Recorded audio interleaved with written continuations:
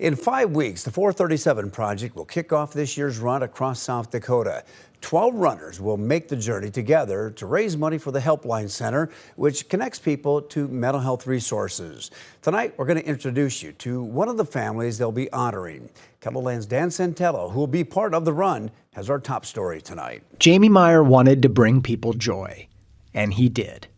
He was all about making people laugh. At school, he would hide in a cupboard and jump out when the teacher came in the room, kind of kid. Visited me often when I moved to Sioux Falls 5 years ago. All of a sudden he'd show up at my house and sit and play with my puppy, and we'd talk a little bit. He very much was tender-hearted and wore it on his sleeve, but he just loved to make people laugh. We miss him every day.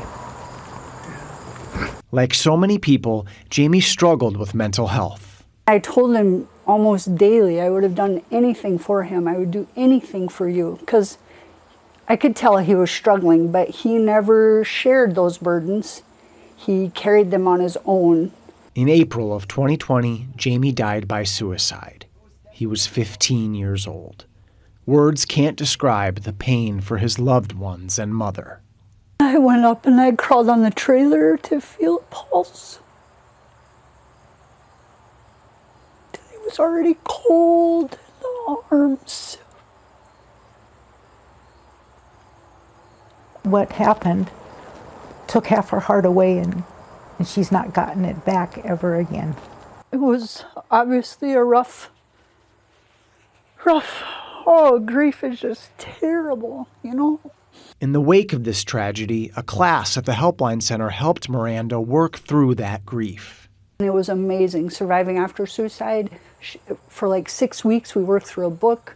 Yes, it was very helpful to know that not one situation caused the whole Jenga puzzle to collapse, but yet many pieces that made it unstable. Last year, Jamie's mom was at this event at the Levitt Shell, which celebrated the completion of the 437 Project's run.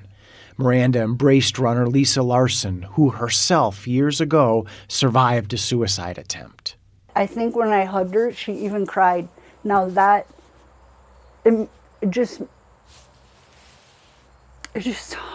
even know how to explain it. To know that somebody feels what I feel. Because empathy and commitment to walk or run with someone as they process grief are integral to this mission.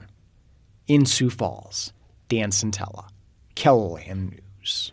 If you are experiencing a mental health crisis, you can call or text 988. You can also start a chat with it. There is a link to do just that under this story on our website. And if you'd like to give to the 437 Project, you're going to find a link to do that as well. KELOLAND's Dan Santello will be wearing a headband as he completes his run across the state with the 437 Project. On that headband will be the names of people lost to suicide, including Jamie's. And if you'd like to have your loved one names on it, Dan would love to do just that. Just email him at dsantella@keloland.com.